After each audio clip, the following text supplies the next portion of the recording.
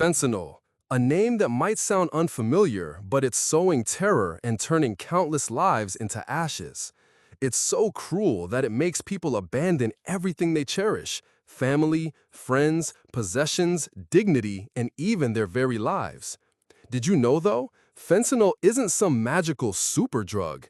It's just a flawed version of heroin, far worse, and sadly, it's become the perfect gift for drug dealers. We often hear about fentanyl's lethality, but few realize that many of its victims aren't even addicts. This is truly the dumbest drug to ruin your life for. Let's dive in and understand fentanyl, what it feels like when it enters the body, and why it's so much worse than heroin. Pain and pleasure are two of the most crucial forces guiding our survival. Pain is the most intense sensation, an urgent signal from the body to keep us away from danger. Pleasure, on the other hand, is what makes life good. It's the motivation to repeat positive experiences. These two opposing forces navigate us through life. Pain screams, "Stop, this is bad," while pleasure cheers, "More, do that again." But sometimes the body needs to simultaneously end pain and create pleasure. After childbirth, pain subsides, and the mother is showered with happy hormones to bond with her newborn. During an intense hunt, the hunter forgets physical exhaustion and minor injuries. Both aren't technically great experiences, but they need to be repeated for our survival. And nature invented a powerful mechanism to achieve this: the mighty opioid receptor. It's like a keyhole on the neurons that control pain and pleasure.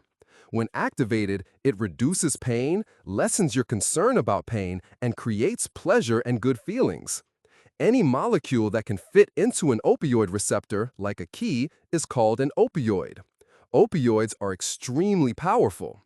When your body uses natural opioids like endorphins when you laugh, it releases only a tiny amount exactly where needed, so the effects are mild and localized. Your sprained ankle feels better, a painful memory subsides, you get a boost of happiness meeting an old friend. And now we come to drugs. Humans discovered natural opioids like morphine and were quite captivated by them. They were refined into a whole family of drugs used in hospitals to relieve patients in immense pain: codeine, oxycontin, Vicodin, and of course, heroin. And the worst of all, fentanyl. Before we can explain why fentanyl is the most garbage drug, let's do something fun. Imagine we're injecting some heroin together. Ready? Heroin rushes through your entire body, flipping every opioid receptor it finds. A rapid cascade of events happens everywhere, all at once. A symphony of intense sensations. Every cell regulating pleasure is now soaring beyond its control. Floodgates of happy hormones open and fill you from top to bottom with pure bliss. A cup of coffee, a nectar of joy. That song you love, a celestial symphony. A cuddle, pure love from the center of the universe.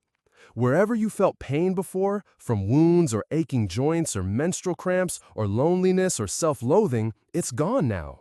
You are simply unable to feel pain or care about it anymore. Like dimming the lights in a cozy room, your brain's alert system is put to sleep, and you feel at ease, warm, and serene. All stress melts away and dissolves into a dreamlike haze. You're no longer worried or tense about anything. This feeling even spreads to your essential organs, slowing your breath, soothing and slowing your intestines. Your chest rises and falls like the gentle waves of a quiet shore. You're sailing on a sea of calm and happiness that feels perfect and eternal. The full load of a strong opioid like heroin for the very first time is one of the most amazing feelings humans can experience. For a few hours, you're in heaven. And this is exactly the problem. Your brain isn't equipped to handle anything like it. You feel too good, but nothing lasts forever. And now you're in trouble. You just experienced the best feeling you've ever felt. Your brain's reward center is completely fried and can't comprehend what happened. If what you did felt this good, it must be amazing for your survival, and you should do it again. Except you can never, ever feel this good again.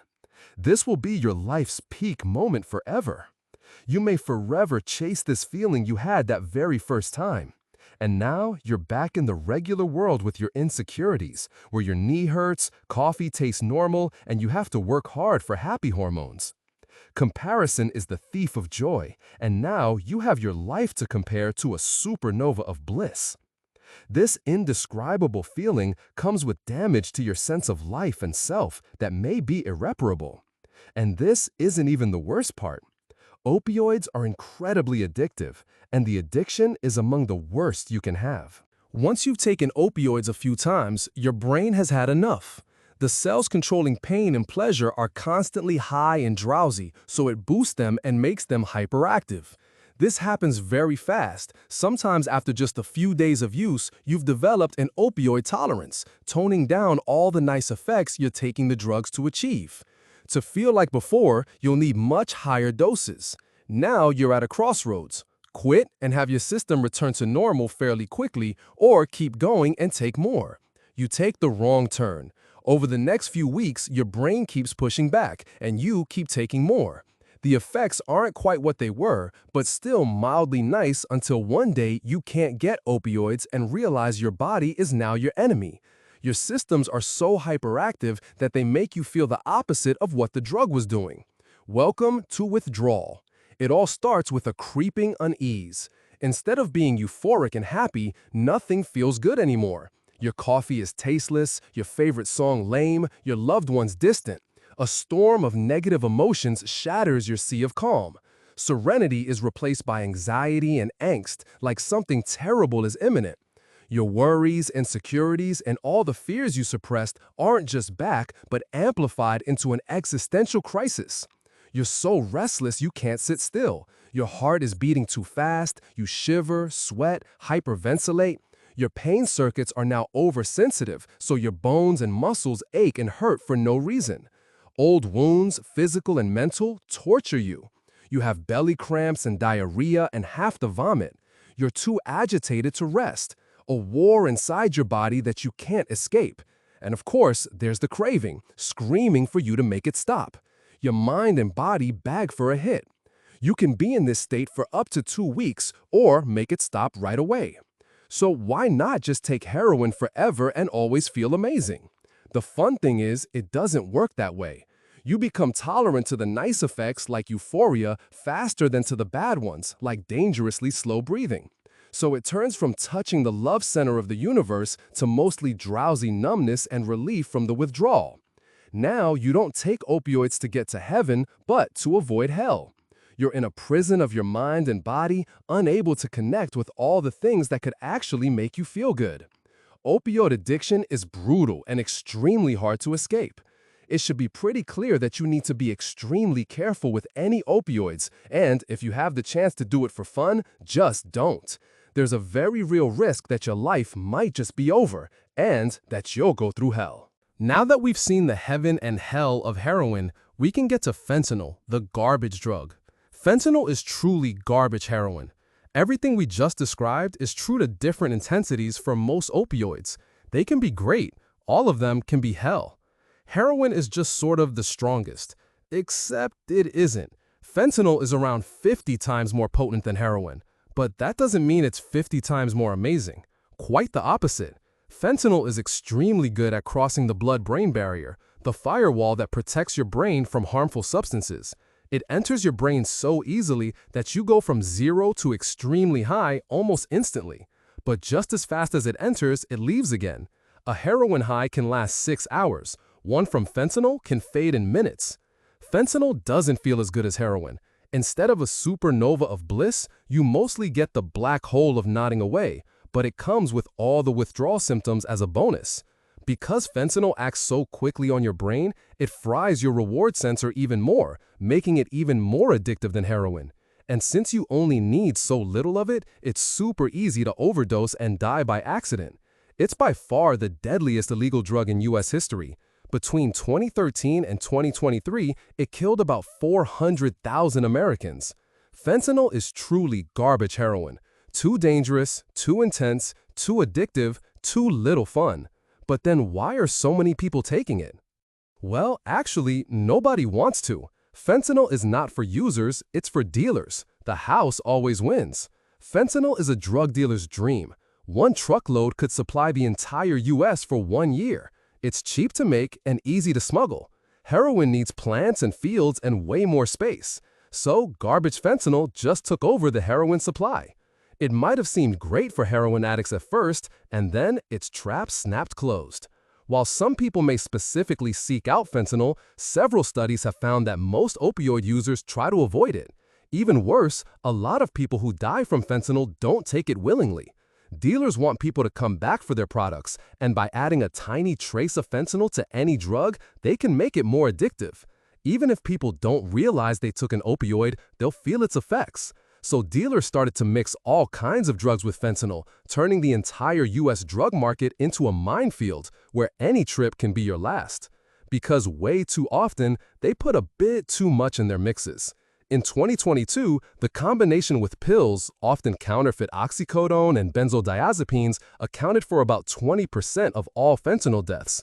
In 2023, US authorities seized 115 million pills with fentanyl. 70% contains a lethal dose. About half of fentanyl overdoses came from where you expected the least, from stimulants like cocaine and meth. A lot of people may have taken these mixes on purpose, but many others just wanted to party and weren't ready for an opioid surprise. This is especially dangerous because if you've never tried opioids, you can overdose very easily. Fentanyl really has no upsides outside medical use. For dealers and cartels, it means easy profit. For users, it means a worse opioid addiction and a worse life. For people who would never, ever try it, it can be a death sentence they didn't see coming. No matter how alluring they are, using opioids, even in safe settings, is playing with fire on the best of days. Fentanyl is a garbage drug that turns this fire into a raging furnace, increasing the risk of death massively. There's really only one conclusion to draw here. If you have the choice, don't step into the supernova of pleasure, because the danger of it turning into a supernova of pain is just too high. Getting to the root of an issue requires looking at all sides and thinking critically about the information we consume. In today's world, this can be difficult. This is why Ground News is such an important tool today. We believe in their mission and are proud to have them sponsor this video. In a nutshell, the app and website combine the world's news in one place so we can do just that. Take the reporting on a U.S. bill about harder punishments for fentanyl smugglers. Fewer than 75 sources worldwide reported on the story, but the headlines were quite different. You can follow along by scanning the QR code on screen. Some of them were critical and compared the policy to the war on drugs in the 1970s. Other sources praised the step and said it could end the crisis. And some media outlets asked if the smugglers are really the problem and if policymakers shouldn't focus on the problem of demand in the U.S. itself. The interesting thing is that no government-funded sources are covering the topic. Reading the news this way lets you compare different sides and the context of a story in one place, so you can analyze the information for yourself. You get a sense of different perspectives and can hold yourself accountable to avoid information bubbles and confirmation bias.